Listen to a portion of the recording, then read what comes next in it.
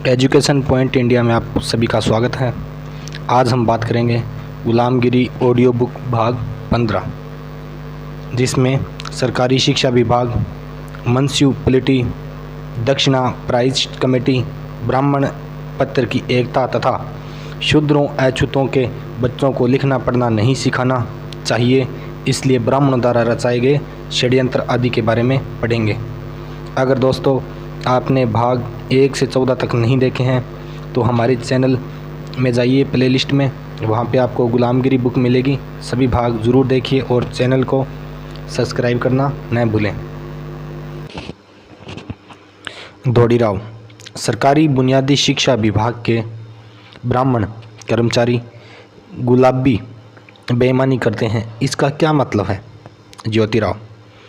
फिलहाल जिस किताब की वजह से ब्राह्मणों के सभी ग्रंथ शास्त्रों में जो बेईमानी बातें लिखी गई है उसका रहस्य खुल जाएगा और उनके पूर्वजों का भांडाफोड़ होगा, उनकी बेइज्जती होगी। इस बात से वे लोग काफ़ी डर गए हैं। उन्होंने अपनी भोली अंग्रेज़ सरकार से अकेले में मिलकर और कभी अखबारों के द्वारा तरह तरह की गुलाबी रंगीन मिसालें देकर उनके अधिकार में जितनी सरकारी पाठशालाएं हैं उनमें सरकारी बुनियादी शिक्षा विभाग द्वारा इस किताब का बहिष्कार घोषित करवा दिया है। यदि ऐसे प्रगतिशील युग में उनके शिष्य कहलाने वाली अंग्रेज सरकार ने 4 स्वार्थी तथा कथित प्रगतिशील ब्राह्मणों की गुलाबी दलीलें सुनकर सरकारी शिक्षा विभाग से उक्त महत्वपूर्ण किताब को पाठ्यक्रम से बाहर कर दिया, तब हम क्या कहें। पहले के ज़माने में किन्हीं अज्ञानी अधिकारियों ने 4 धर्म भ्रष्ट पाखंडी पुरोहित के आग्रह के खातिर उस तरह के उपदेश देने वाले उपदेशक को सूली पर चढ़ा दिया था। इसलिए ब्राह्मण पंडित पुरोहित की बलि धर्मशास्त्रों की पोल खोलने वाली किताबों को स्कूलों के पाठ्यक्रम से बहिष्कृत कर दिया गया, तो हमें भी आश्चर्य नहीं होना चाहिए। दौड़ीराव। लेकिन इसमें सरकार का क्या दोष है, इसके बारे में ज़रा बताइए, हमें समझाएंगे। ज्योतिराव कहते हैं कि हम कैसे माने कि इसमें सरकार का कुछ दोष नहीं है, क्योंकि सरकार ने जिस तथाकथित प्रगतिशील ब्राह्मणों की दलील पर सत्य को कहने वाली किताब को स्कूलों के पाठ्यक्रम से बाहर कर दिया, उस किताब का विरोध करने वाले लोगों द्वारा तैयार की हुई किताबें सरकारी शिक्षा विभाग के द्वारा स्कूलों के पाठ्यक्रम में लगवाकर फिर उन्हीं लोगों को ही शूद्रों के स्कूलों में शिक्षक के रूप में नियुक्त करना क्या उचित है? इसके बारे में विचार करने पर यह सिद्ध होता है कि उस किताब को जिन प्रतिवादियों ने सरकारी शिक्षा विभाग से बाहर करवाया, उन्हीं लोगों के द्वारा तैयार हुई सभी नई किताबें शिक्षा विभाग से बहिष्कृत करने की बजाय सरकार उनको अनुदान के रूप में बड़ी रकम देखकर उन लोगों को ही सभी सरकारी स्कूलों में शिक्षक के रूप में नियुक्त करके उनको उस पवित्र किताब के विरुद्ध शूद्रों को मुँह से उपदेश देने का अवसर क्यों दे रही है।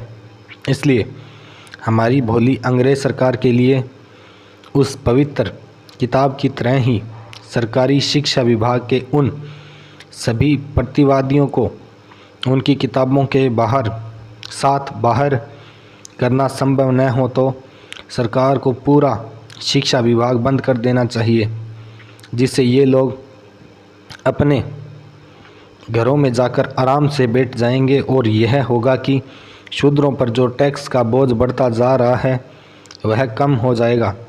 शिक्षा विभाग के एक प्रमुख ब्राह्मण कर्मचारी को हर साल 7,000 रुपये तनख्वाह देनी पड़ती है।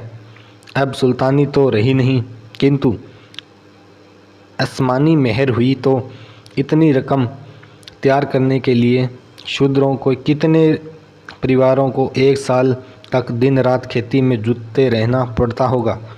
कम से कम 1,000 शूद्र परिवार इसमें जुटे ही होंगे। दूसरी बात, इस मुआवजे के प्रमाण में इस ब्राह्मण से शूद्रों को कुछ लाभ नहीं होता।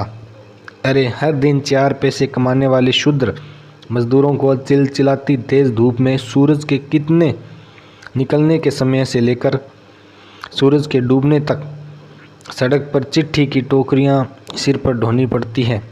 उस बेचारे को कहीं बाहर जाने के लिए एक पल की भी फुर्सत नहीं मिलती।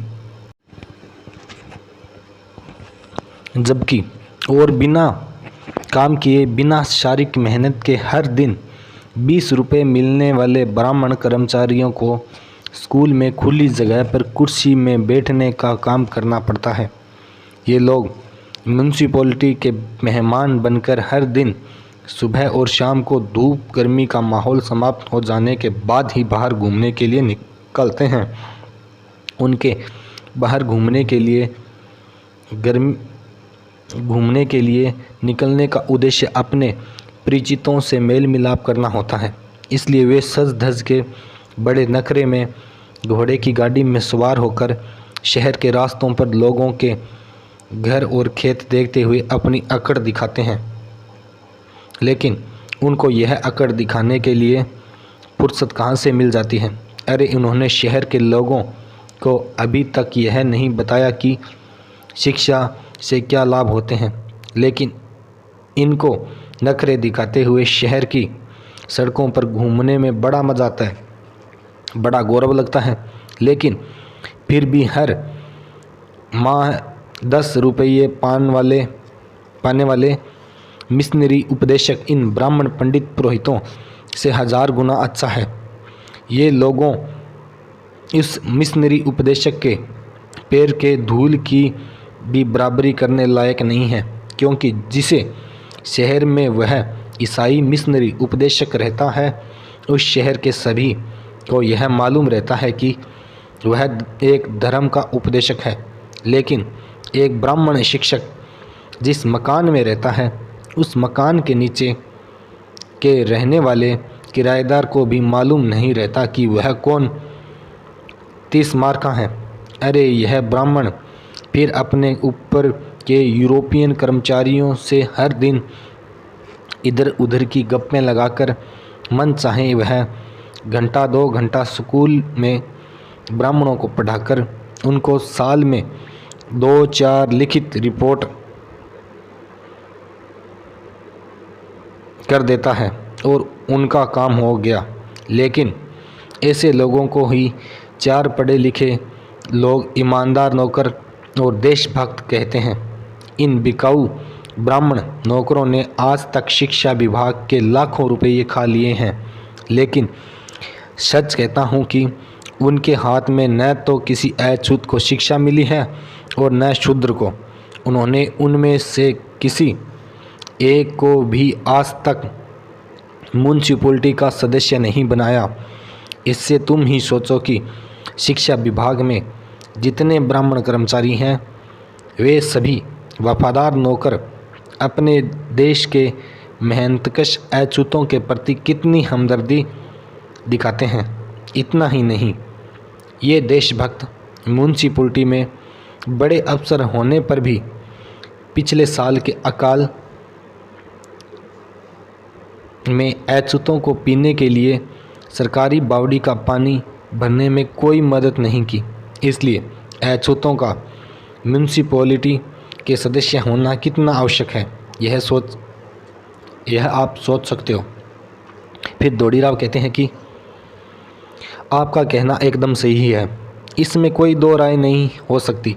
लेकिन मैंने सुना है कि म्यूनसिपैलिटी में फ़िलहाल शूद्रों में कई सदस्य इतने विद्वान हैं कि वे अपना मत देते समय हरे गोविंदा कहने वाली मशीन की तरह अपनी गर्दन हिलाकर उनकी हाँ में हाँ मिला देते हैं, क्योंकि वहाँ खुद के हस्ताक्षर करने को ही पहले कमी, फिर वहाँ बाकी सभी इन्ने गिन्ने पूज्य कहे जाने वाले लोग रहें।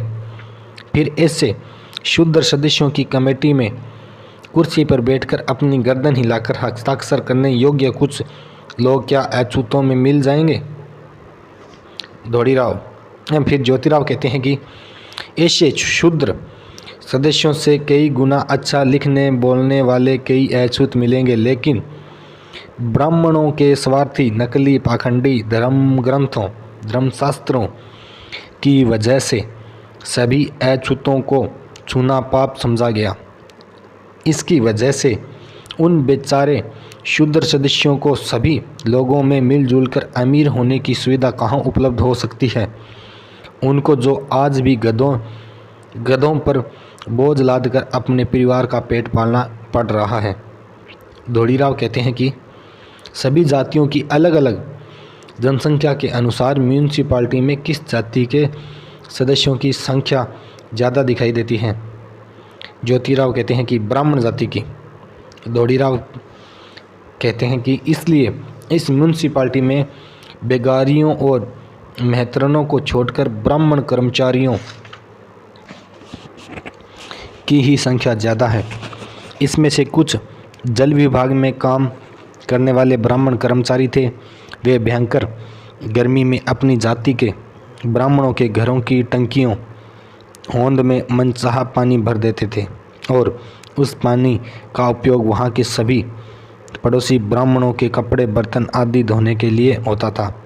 वह ढेर सारा पानी व्यर्थ में ही बह जाता था। लेकिन जहाँ शूद्र गरीबों की बस्तियाँ हैं, उन सभी मोहल्ले की टंकियों में दोपहर के बाद भी पानी की बूंद नहीं गिरती थी।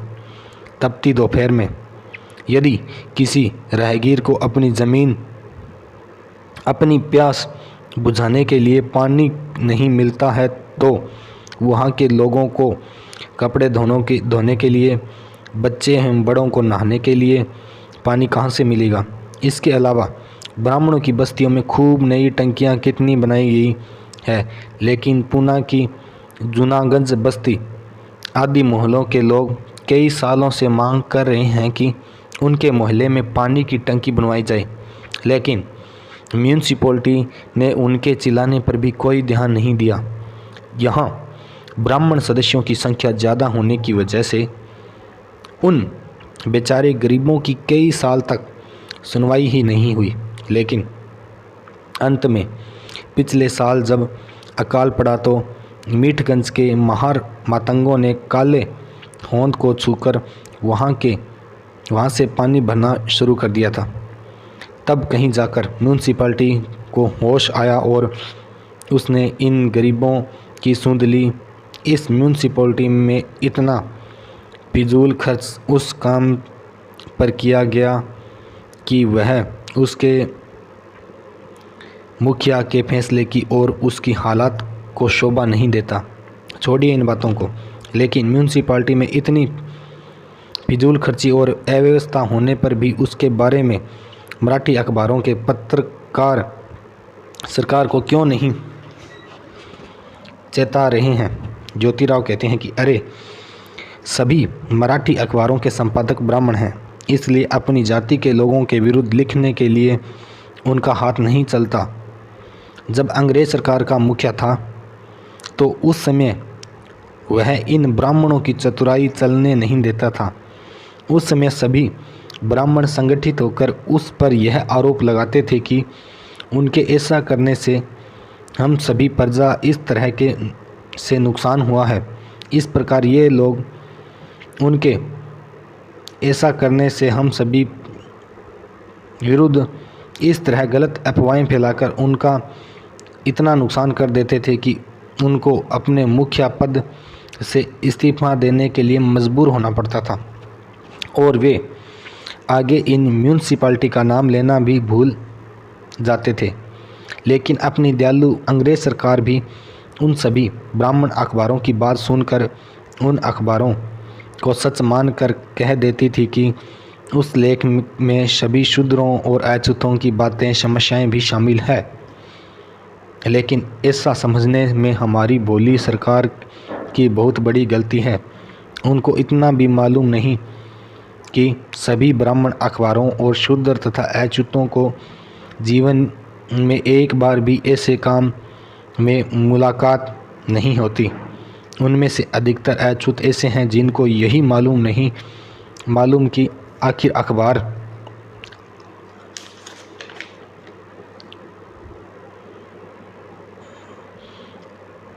किस बला का नाम है? शियार या कुत्ता या बंदर, कुछ भी मालूम नहीं। फिर ऐसे अनजान अछूतों के विचार इन सभी मांगलिक अखबारों को कहाँ से और कैसे मालूम होते हैं? इन्होंने सरकार का मजाक करके अनपढ़ लोगों की दिलों को अपनी ओर से आकर्षित करने के लिए उनके प्रति झूठी हमदर्दी दिखाकर अपने पेट पालने के लिए इन्होंने इस तरह का नया तरीका खोज लिया है। यदि ऐसा न कहें तो तमाम सरकारी विभागों में ब्राह्मण कर्मचारियों की ही भर्ती होने की वजह से सभी अछूतों को भयंकर नुकसान हो रहा है, लेकिन उनको इसके बारे में जांच करने की फुर्सत ही नहीं मिल रही। इस बात को यह हम सच मान सकते हैं नहीं, क्योंकि 7 समुंदर पार लंदन शहर की रानी सरकार के प्रधान अपने में हिंदुस्तान के बारे में किस प्रकार की बातें बरगलाते हैं। इस संबंध में छोटी मोटी खबरें अखबारों में छपती रहती है। कहने का मतलब यह है कि यह सब कहने के लिए उनको कहाँ से फुर्सत मिलती है। छोड़िए इन बातों को भी। फिर भी किसी मराठी ईसाई अखबारों में यह लिखा कि म्यूनसिपाल्टी में गरीबों की कोई सुनवाई नहीं होती। ऐसी खबर छपने के बाद सभी मराठी अखबारों की इस तरह की खबरें सारांश में अंग्रेजी में अनुवाद करके सरकार को दिखाने का काम म्यूनसिपाल्टी के ही एक ब्राह्मण सदस्य को सौंप दिया। लेकिन वे इस तरह की रिपोर्ट को अपने कंधे से कंधा मिलाकर बैठने वाली जाति बंधुओं के खिलाफ सरकार के सामने क्या रख पाएंगे? दौड़ीराव कहते हैं कि इस तरह चारों ओर सभी क्षेत्रों में ब्राह्मण का वर्चस्व बहुलता होने की वजह से बाकी सभी जाति के लोगों को नुकसान हो रहा है। इसलिए यदि आप इस संबंध में एक छोटी किताब लिखकर दक्षिणा प्राइज कमेटी को पेश करेंगे तो उस किताब से सरकार की आंखें खुल जाएगी। ज्योतिराव कहते हैं कि ब्राह्मण पंडित पुरोहित जोशी अपने पोषक धर्म के गपोड़ों से अनपढ़ शूद्रों को किस तरह झांसे में लाकर फुसला करके खाते पीते हैं, और ईसाई मिशनरी अपने सेवाभावी निस्वार्थ धर्म की सहायता से शूद्रों को सही ज्ञान देकर सत्य के मार्ग पर चलने की प्रेरणा देते हैं, आदि तमाम बातों के बारे में एक छोटा नाटक लिखा है।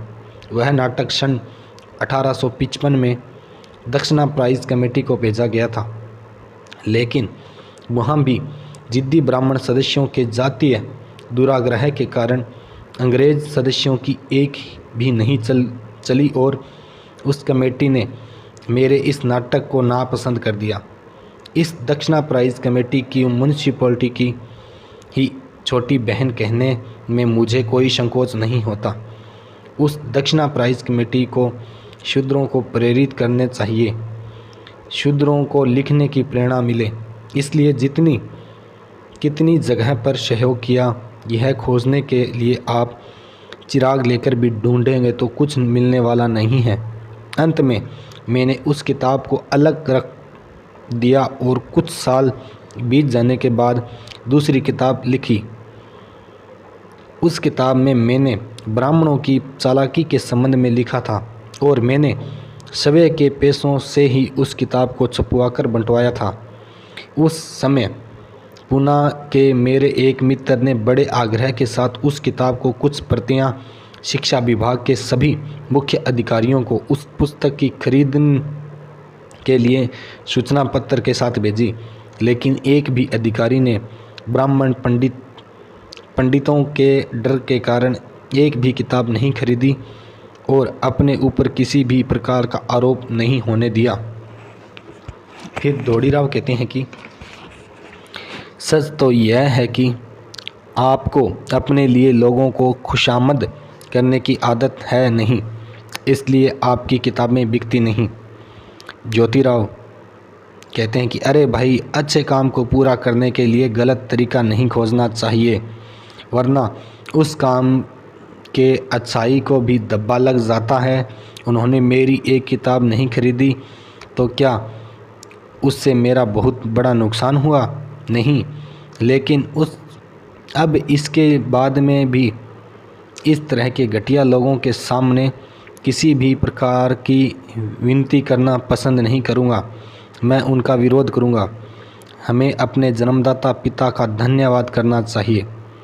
फिर धोड़ीराव कहते हैं कि आपने जब ब्राह्मण जाति की लड़कियों के लिए स्कूल की स्थापना की थी, उस समय सरकार ने मेहरबान होकर आपको एक शॉल भेंट कर बड़ा सम्मान भी किया था।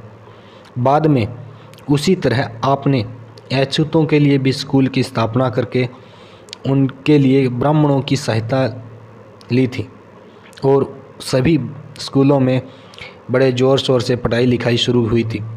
लेकिन बीच में ही काम अचानक बंद हो गया। कुछ साल बीत जाने के बाद आपने यूरोपियन लोगों के घर घर आना जाना में भी तरह तरह से बंद जैसा ही कर दिया था। इसकी वजह क्या हो सकती है? ज्योतिराव कहते हैं कि ब्राह्मण जाति की लड़कियों के लिए स्कूल कर देने की वजह से सरकार बहुत खुश हुई थी। मुझे शॉल भेंट करवाकर सम्मान किया था। लेकिन मुझे जब अछूतों के लड़के लड़कियों के लिए स्कूल शुरू करने की ज़रूरत महसूस हुई तो मैंने कई ब्राह्मणों का सदस्य बनाया और वे सभी स्कूल ब्राह्मणों के हाथों में सौंप दिए।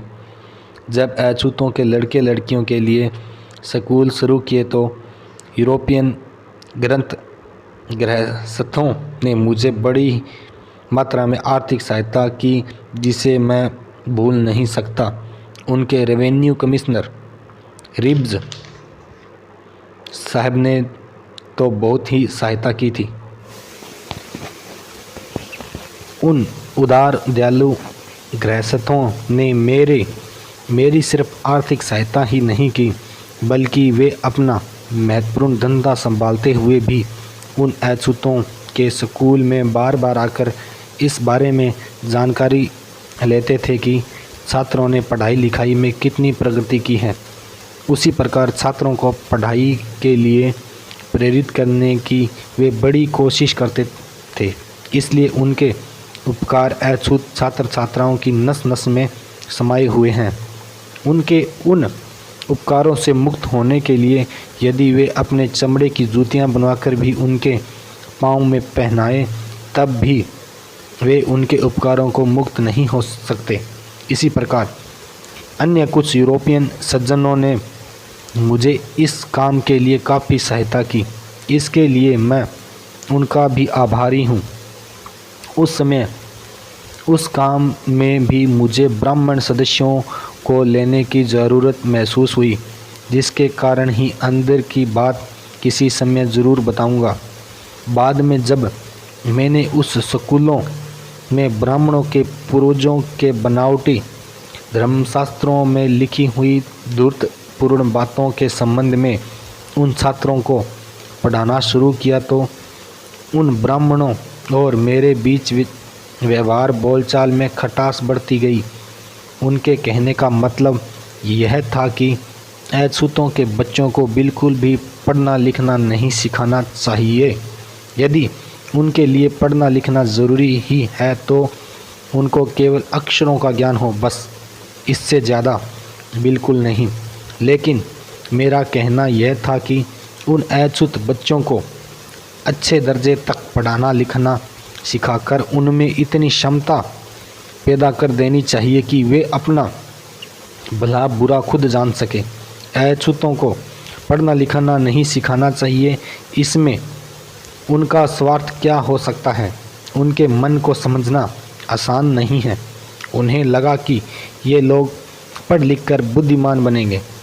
यह भी लगता होगा कि हमारी तरह ही इनको भी पढ़ने लिखने का मौका मिला, सही ज्ञान प्राप्त हुआ और उनको सच और झूठ में फ़र्क समझ आ गया तो ये लोग हमारे शोषण का विरोध करेंगे और सरकार के वफादार अनुयायी बनकर हमारे पूर्वजों ने उन पर और उनके पूर्वजों पर जो जुल्म किए, जो ज्यादतियाँ की हैं, उस इतिहास को पढ़कर हमारे खिलाफ बगावत कर देंगे। यही उनकी भावना हो सकती है। इस तरह जब उनके और मेरे विचारों में मतभेद होने लगा तो मैंने उन ब्राह्मण पंडितों की नकली स्वार्थी स्वरूप को पहचान लिया और उन दोनों संस्थाओं से हट गया। इसी दौरान ब्राह्मण पांडे मंगल पांडे 1857 का विद्रोह शुरू हो गया। इसके बाद ये सभी यूरोपियन सभ्य लोग मेरे साथ पहले की तरह खुलकर बातचीत नहीं करते थे, लेकिन बल्कि मुझे देखते ही उनके चेहरे का हाव भाव बदल जाते थे। तब से मैंने भी उनके घर आना जाना बंद कर दिया था। धोड़ीराव कहते हैं कि ब्राह्मण पांडे विद्रोह के कारण उन यूरोपियन लोगों ने हम जैसे निरपराधियों को भी शक की नज़र से देखने लगे। यह उनकी उदारवादी दृष्टि और उनकी बुद्धिमानी के पक्ष में ही था। इसी प्रकार हमें ब्राह्मणों की विधवा नारियों के गर्भपात आदि जघन्य अपराधी कृत्य नहीं करना चाहिए। उन ब्राह्मण विधवा गर्भधारियों नारियों को भी गुप्त रूप से प्रसव होना चाहिए। इसके लिए हमने अपने घर में ही पूरी व्यवस्था की है और उस काम के लिए हमने अपनी सरकार से किसी भी प्रकार की सहायता नहीं मांगी। इस काम में नामात्र के लिए भी ब्राह्मण सदस्यों से कुछ न लेते हुए यह कार्य हमने अपने स्वयं के खर्चों से चलाया है। फिर ज्योतिराव कहते हैं कि अपनी सरकार के बारे में कहा जा सकता है कि जिधर दम उधर हम। अछूतों को छूने का अधिकार नहीं होने के कारण उनके सभी काम धंधे करने के दरवाजे बंद हो गए और उसी की वजह से उनके सामने अपने पेट की आग बुझाने के लिए चोरी डकैती आदि अवैध कामों को करने की नौबत आ गई। लेकिन उन्हें चोरी डकैती आदि जैसे आपराधिक काम नहीं करने चाहिए। इसलिए हमारी सरकार ने उनको नज़दीक के पुलिस थाने में जाकर हाजिरी लगाने का आदेश जारी कर दिया। यह बहुत अच्छा किया कि लेकिन ब्राह्मणों की अनाथ निरादर विधवा स्त्रियों को दूसरा विवाह करने की मनाही होने की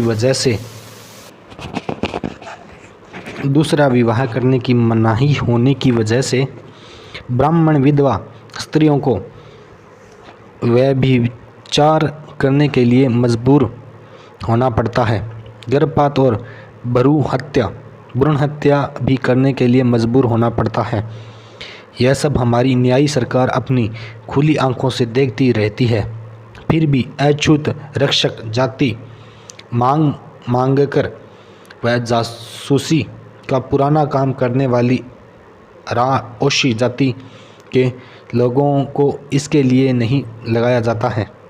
क्या यह अन्याय नहीं है?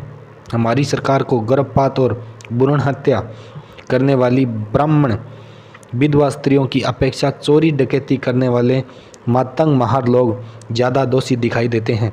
दूसरा यह है कि ब्राह्मणों की काम कम और बकवास ज़्यादा रहती है। अरे जो लोग समझदार होकर अपनी छोटी विधवा बहन का मुंडन करने वाले नाई के हाथ से उस्तरा छीनने के लिए अपना हाथ आगे नहीं बढ़ा सकते, ऐसे बुज़दिल लोगों को ऐसे काम में सदस्य बना कर क्या लाभ होगा? धोड़ीराव कहते हैं कि कोई बात नहीं, लेकिन आपने पहले कहा था कि सरकारी शिक्षा विभागों में कुछ अव्यवस्था फैली हुई है, इसका क्या मतलब? ज्योतिराव कहते हैं कि इस सरकारी शिक्षा विभाग में जो हर तरह की अव्यवस्था है उसके बारे में यदि लिखा जाए तो उसकी अलग से किताब बन जाएगी। इसलिए सिर्फ एक दो बातें उदाहरण के रूप में कर रहा हूँ। पहली बात यह है कि शूद्र और अछूतों के बच्चों के स्कूलों के लिए शिक्षक तैयार करने की कोई दिलचस्पी नहीं है। इनको इस काम में पूरी अनव्यवस्था है। धोड़ीराव ऐसा कैसे हो सकता है? सरकार ने सभी जातियों के बच्चों को पढ़ाने के लिए, शिक्षक यानी पंडित तैयार करने के लिए एक ट्रेनिंग स्कूल शुरू किया। सरकार के मन में कोई भेदभाव की भावना नहीं है। ज्योतिराव, यदि तुम ऐसा कहते हो तो यह बताओ कि आज तक उन प्रशिक्षित शिक्षकों ने पंडित अछूतों को कितने बच्चों को पढ़ा लिखा कर सिखाया है? अब तुम नीचे क्यों देख रहे हो? इसका मुझे जवाब दो। दौड़ीराव, सभी ब्राह्मण शिक्षक कहते हैं कि अछूतों के बच्चों को स्कूल में दाखिल करते ही भारत में बड़ी अव्यवस्था पैदा हो जाएगी, बड़ा असंतोष पैदा हो जाएगा, हो हल्ला होगा, इसलिए सरकार घबराती है इन अछूत बच्चों को पढ़ाने से। ज्योतिराव कहते हैं कि जब सरकार अपनी फौज में सभी जाति के लोगों को भर्ती करती है तो फिर भारत के लोग हल्ला क्यों नहीं करते? यह सब सरकार की लापरवाही और टाल मटोल नीति है। लोगों को फौज में भर्ती करने का काम सरकार स्वयं कर लेती है, जबकि शिक्षक प्रशिक्षित करने का काम किसी को ऐसे को सौंप देती है जिससे इसकी कुछ भी जानकारी नहीं होती। यदि इनको जानकारी होती तो इससे सबसे पहले अछूतों के बच्चों को शिक्षक के रूप में प्रशिक्षित करने के लिए किसी भी प्रकार की आनाकानी नहीं करता। इसी प्रकार उन स्कूलों में केवल ब्राह्मणों के बच्चों को ही इतनी फालतू भर्ती न होती। दौड़ीराव, तो फिर सरकार को इसके लिए क्या करना चाहिए? ज्योतिराव कहते हैं कि इसका एक ही उपाय है कि सरकार मेहरबानी कर इस काम को सभी यूरोपियन कलेक्टरों को सौंप दे, तब ही शिक्षा के प्रचार का कार्य सफल होगा, वरना नहीं। इन्हीं लोगों को शूद्र और अछूतों से गहरा संबंध होने की वजह से ब्राह्मण कर्मचारियों पर ही भरोसा नहीं करना चाहिए। उन्हें हर गांव में जाकर यह समझाना चाहिए कि ब्राह्मण कुलकर्णियों के अलावा गांव के सभी बुजुर्ग बाल बच्चों को पढ़ना लिखना सिखाने से क्या लाभ होते हैं। इससे गांव के लोग होशियार बच्चों को पढ़ना लिखना सिखाने के लिए बहुत खुशी से कलेक्टर साहब के पास भेज देंगे। इस तरह यूरोपियन कलेक्टरों के कहने से शिक्षा के प्रचार प्रसार का काम जितना सफल होगा, ऐसे ना समझ कर्मचारियों से न सफल हुआ न होगा। इन संबंध में एक कहावत है कि जेनो काम तेनो थाए, बीजा करे गो तो गोता खाए। जेनो काम तेनो थाए, बीजा करे तो गोता खाए। इससे अब तुम ही सोचो कि शूद्र और अछूत जाति के पढ़े लिखे लोगों की आज कितनी ज़रूरत है, क्योंकि जब उस जाति के लोग पढ़ लिख कर तैयार होंगे तब उनका अपना जाति का गौरव होगा और वे लोग अपनी जाति के बच्चों को पढ़ना लिखना सिखाएंगे। जिनको पढ़ने लिखने के लिए प्रेरित होंगे वे लोग अपनी जाति के बच्चों को हाथ में डंडा लेकर जानवरों को हाँकते हुए उनके भागने से पहले शिक्षा के प्रति उनके मन में इतना प्रेम पैदा करेंगे कि जब वे बच्चे बड़े हो जाएंगे तब बच्चों को बारी बारी से खेत पर जानवरों को संभालने के लिए रखेंगे और बाकी सभी लड़कों को गिल्ली डंडा खेलने से रोकेंगे। उनको अध्यापक के पास बैठाकर पढ़ना लिखना सिखाने के लिए कोई कसर बाकी नहीं रखेंगे। दुनिया में सबसे प्रगतिशील देश अमेरिका में आधे से ज़्यादा लोगों ने अपने ही देश के बंधुओं के विरोध में 3 साल तक जंग करने के बाद अश्वेत निग्रो गुलामी से मुक्त हुए। तब ऐसे चतुर ब्राह्मण स्कूलों में अछूतों को सही शिक्षा देकर उनको अपनी गुलामी से मुक्त होने के लिए प्रेरणा कैसे दे सकेंगे? जिस एक ब्राह्मण प्रोफेसर की तनख्वाह में 6 शूद्र या 9 अछूत प्रोफेसर कम तनख्वाह मिल जाने पर भी सरकार इनके लिए ब्राह्मणों के पीछे ही पड़ी हुई है और अपने अज्ञानी शूद्र भाइयों की कमाई का 1 रुपया इस तरह बेहिसाब क्यों खर्च कर रही है? इसलिए यदि हमने सरकार को नहीं चेताया तो इस अनर्थ का दोष हमारे माथे लगेगा। इसी तरह चौधरी की हवेली में जो भोजनालय चलता है उसमें अछूतों के कितने बच्चे काम करते हैं, इस संबंध में कुछ बताइए। दौड़ीराव कहते हैं कि अजी जहाँ तक शूद्रों के बच्चों को ही कोई देखने संभालने वाला नहीं है, वहाँ अछूतों के बच्चों की बात तो दूर है। ज्योतिराव कहते हैं ऐसा क्यों? तुम ही कहते हो कि सरकार भेदभाव नहीं करती, तो उस भोजनालय में ऐसा क्यों हो रहा है? दौड़ीराव कहते हैं कि ऐसा इसलिए होता है कि क्योंकि वहाँ सभी ब्राह्मण कर्मचारी हैं। आपने ही मुझे एक दिन प्रत्यक्ष प्रमाण दिखाया था।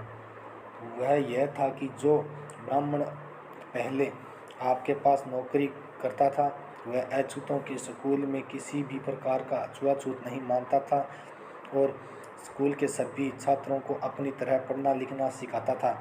लेकिन वही ब्राह्मण जब रसोइया बना तब वह इतना छुआछूत मानता था कि वह एक गरीब सुनार और चौराहे पर खींच ले आया था, क्योंकि उस सुनार ने गर्मी के दिनों में उस स्कूल में हौज में पानी निकाल कर पी लिया था और अपनी प्यास बुझाई थी। फिर ज्योतिराव कहते हैं कि अरे जिन ब्राह्मणों द्वारा रचे गए गीतों को आज भी सभी नए समाजों में गाने की होड़ मची हुई है, उन्होंने अब तक अपने स्वार्थी धर्म के पत्थरों के भगवान को पूजना नहीं छोड़ा। अपने स्वार्थी धर्म के पत्थरों के भगवान को पूजना नहीं छोड़ा है। वही ब्राह्मण अपने घर की टंकी को शूद्रों को छूने से बचाने के लिए एक दीवार खड़ी कर दी और अंत में काशी चला गया और वहां जाकर वहीं पर स्थायी होने की बात कर रहा है। हमारी निष्पक्ष म्यूनसिपैलिटी में ब्राह्मण सदस्यों की संख्या सबसे ज़्यादा होने की वजह से उन्होंने इस टंकी के पास बनाए घेरे को वैसे ही बनाए रखा, लेकिन उन्होंने बिना सोचे कि शुक्रवारी में दर्जी की टंकी के घेरे को झटपट गिरा दिया। वहाँ ब्राह्मणों ने सिर्फ अपने उपयोग के लिए उस टंकी की निकासी के पास एक छोटी चौर टंकी बना दी थी। उसका पानी अपने स्नान के लिए, अपने पापों को धोने के लिए मनमाना बर्बाद करते हैं। भला ब्राह्मण जाति में जन्म लेकर यदि इस तरह की चतुराई एवं पाखंडी हरकतें न करें तो फिर उस जाति की कीमत ही क्या हुई। भाग 15 यहीं पे समाप्त होता है। अब हम इसका लास्ट भाग 16 ब्राह्मणों के उत्पीड़न का अंत पढ़ेंगे। आपको ये वीडियो कैसी लगी? चैनल सब्सक्राइब करें, ज़्यादा से ज़्यादा वीडियो शेयर करें और बेल आइकन को प्रेस करना ना भूलें ताकि हमारी हर वीडियो टाइम टू टाइम आपको मिल सके। और वीडियो कैसा लगा कमेंट करके ज़रूर बताएं। जय भीम, जय भारत।